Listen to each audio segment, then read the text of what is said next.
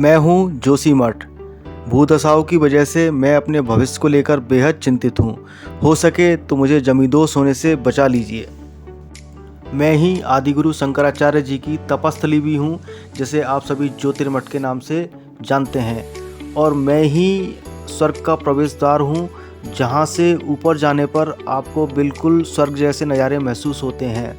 मैं ही जोशीमठ हूँ, जहाँ से विश्व प्रसिद्ध और बर्फ़ का पर्यटन स्थल ओली महज 7 किलोमीटर दूर है।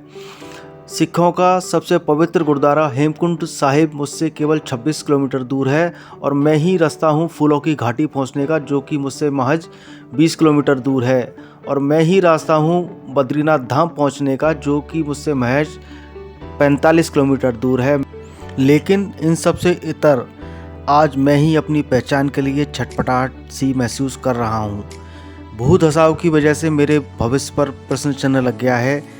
जोशीमठ शहर के विभिन्न भागों में हो रहे भूदशाओं से, घरों में पड़ने वाली दरारों से, सड़कों पर पड़ने वाली दरारों से शहरवासियों की खुशियाँ एकदम से छिन सी गई हैं। आप कल्पना कीजिए, अगर आप किसी जगह पर बहुत अरसे से रह रहे हैं और आपको वो जगह, अपनी यादें सब कुछ छोड़ के खाली करके कहीं और जाना पड़े, तो आपकी क्या मनोस्थिति होगी। मैं जोशीमठ हूँ और मैं अपने सभी रहवासियों की उस मनोस्थिति को महसूस कर सकता हूँ। मैं जोशीमठ हूँ और मेरी भगवान बद्री विशाल से यही प्रार्थना है कि किसी तरह से मुझे बचा लें, और जो रहवासी मेरे साथ अरसे से इस शहर में रह रहे थे, उन्हें अपने घर से बेघर ना करें। 4 महीने से निरंतर निवेदन कर रहे हैं, किसी ने हमारी सुनी नहीं। और अब जोशीमठ रहने लायक बिल्कुल नहीं रह गया है। बस आज हम वैज्ञानिक तो हम नहीं है, लेकिन आज हमने कुछ अंदाज किया, कुछ अनुभव किया कि ये नीचे सुरंग के नीचे ब्लास्टिंग्स चल रही है। और ये ब्लास्टिंग ने कल, अपुष्ट समाचार है मेरे पास, ये कल हमने आंदोलन किया, कल ब्लास्टिंग नहीं हुई है, कल दरार रुकी है। नहीं तो नीचे मारवाड़ी से लेके और लगभग औली जंगल तक पूरा जोशीमठ जगह बैठ चुका है। लोग मकान छोड़ चुके हैं, कुछ लोग नगर पालिका में, कुछ स्कूल में, कुछ प्राइमरी में। और कब तक हम लगभग अपने 1000 मकान हमारे पास है, और यहाँ पे लगभग 25,000 की हमारी जनसंख्या अपनी है।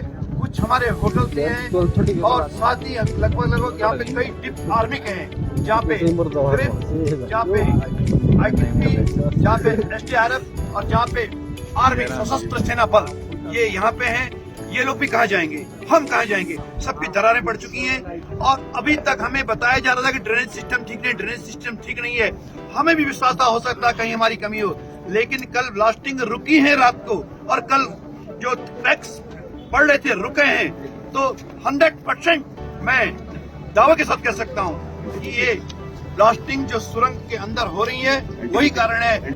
मैं जोशीमठ हूँ। तो दोस्तों, आप लोगों के मनोदशा समझ सकते हैं। जिस घर में आप वर्षों से रह रहे थे, जिससे आपकी बहुत सी यादें जुड़ी हुई थी, और जहां आप मिलके अपने दोस्तों के साथ, माँ बाप के साथ, सभी के साथ रहते थे, अगर आपको वो जगह छोड़ के अचानक से कहीं और जाना पड़े, राहत शिविर में जाना पड़े, तो ये इतना आसान नहीं है। फिर से नई ज़िंदगी शुरू करना हमेशा से आसान नहीं होता है। इसीलिए लोगों की आप मनोदशा समझ सकते हैं कि उनके अंदर कितना गुस्सा है, वो कितने नाराज़ हैं।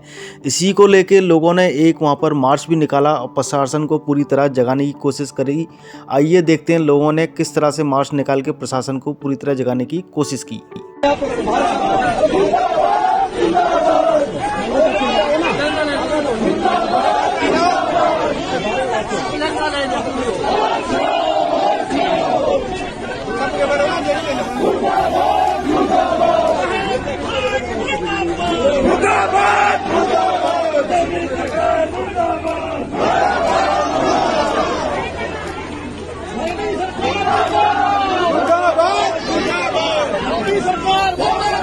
मुर्दाबाद मुर्दाबाद।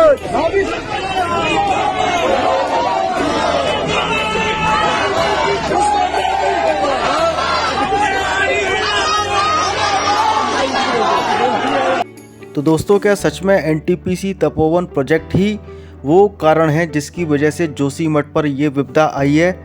आइए समझते हैं। तो देखिए, इस एनटीपीसी तपोवन प्रोजेक्ट में ही एक टनल बनाई जा रही है जो कि तपोवन से अनिमठ वृद्ध बद्री के बीच बनाई जा रही है। और अगर हम बात करें इस टनल की लंबाई की, तो ये तकरीबन 12 किलोमीटर लंबी टनल है। और आज से तकरीबन जब 20-25 साल पहले जब इस टनल का काम शुरू हुआ, तो कुछ किलोमीटर अंदर जाकर ज़मीन में खुदाई कर रही जो मशीन थी और टनल के अंदर, तो उनसे काम के दौरान और जल का एक विशाल भंडार फूटा। पानी इतना ज़्यादा था कि जो उस समय टनल में मज़दूर काम कर रहे थे वो बमुश्किल अपनी जान बचाकर बाहर तक वापस आ पाए। और तो और उसी दौरान टनल के अंदर जो मशीनें खुदाई की काम कर रही थी वो मशीनें भी फंसी की फंसी रह गईं। और इस तरह से एनटीपीसी को उस हादसे के बाद में उस प्रोजेक्ट को रोकना तक पड़ गया था।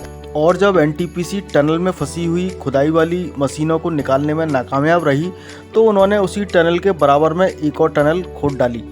और उसके बाद में बीते 8-10 सालों में तकनीक ने भी काफ़ी हद तक और अपने आप को विकसित किया। और इस दौरान जो पानी और बहने की टनल के अंदर से जो घटना थी, उसको आरसीसी से चारों तरफ टनल की पैकिंग करते गए। तो उससे क्या है, पानी निकले, पत्थर गिरे, मिट्टी गिरे, तो ये सारी चीज़ों से क्या है ना, टनल के अंदर कोई अवरोध पैदा नहीं होगा। अब टनल के अंदर आरसीसी की पैकिंग से ये बात तो जाहिर है कि टनल के अंदर पानी नहीं आएगा, मिट्टी पत्थर कुछ भी नहीं आएंगे और टनल पूरी तरह सुरक्षित रहेगी। लेकिन गौर करने लायक बात ये भी है, अगर हम पानी के इस तरह के नेचुरल स्रोतों को टनल में अंदर आरसीसी की पैकिंग करके बंद कर देंगे, तो वो पानी के स्रोत फिर कहाँ जाएंगे? वही स्रोत फिर इस तरह से क्या है ना, सड़कों के बीच से, मकानों के अंदर से वो जो पानी का दबाव होगा वो कहीं ना कहीं से तो निकलेगा ना, और उस तरह से वो पानी का दबाव बाहर फूटेगा। और पानी का वही दबाव, वही अज्ञात स्रोत जो हमने जाने अनजाने में बंद कर दिए थे, वही आज जोशीमठ में भू धसाव का कारण बन रहे हैं। मैं जोशीमठ हूँ, तो मुझ जैसी किसी भी जगह पर अगर और कुछ विकास के निर्माण कार्य किए जाते हैं, तो हमें सबसे पहले और उनसे होने वाले और दुष्परिणामों के बारे में भी एक तरीके का रिस्क एनालिसिस करने की ज़रूरत है। क्योंकि उनके और विकास कार्यों की वजह से और वहाँ के जो और पूरा पारिस्थितिक तंत्र है उस पर क्या प्रभाव पड़ेगा, वहाँ के रहने वालों पर क्या प्रभाव पड़ेगा, उसके दूरगामी परिणाम क्या होंगे, तो ये सभी चीज़ें बहुत अच्छे से देखे जाने की ज़रूरत है। अभी तक जो शास्त्रों के सूत्रों से पता चल रहा है, तो इस और जोशीमठ में जो अभी ये जो आपदा है, तो इससे तकरीबन 30,000 लोग प्रभावित होंगे और तकरीबन 700 से 800 और मकानों पर और परिवारों पर ये विपत्ति आएगी। 2 से 3 होटलों पर ये इस तरह की विपत्ति आएगी जिनको फिर से पुनर्वास करना पड़ेगा। तो हमें सचमुच एक तरीके से अपना आत्मविश्लेषण करने की ज़रूरत है कि जब हम इस ऐसी जगह पर और निर्माण कार्य करने जाएं, तो हमें प्रॉपर रिस्क एनालिसिस करें और उसके बाद ही हम उस विकास को आगे बढ़ाएं, ना कि अंधाधुंध विकास के कार्यों की वजह से उस जगह का नाम हम इतिहास के पन्नों में ही समेट दें। तो दोस्तों, मैं आशा करता हूं कि आपको जोशीमठ पर ये जो विपदा आई है उससे और संबंधित ये जानकारी और पसंद आई होगी।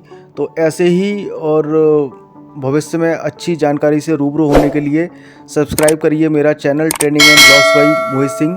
और मेरा वादा है आपसे कि इसी तरह की और सूचना के साथ आपको और अवगत कराता रहूँगा। तो तब तक स्वस्थ रहिए, मस्त रहिए। जय हिंद।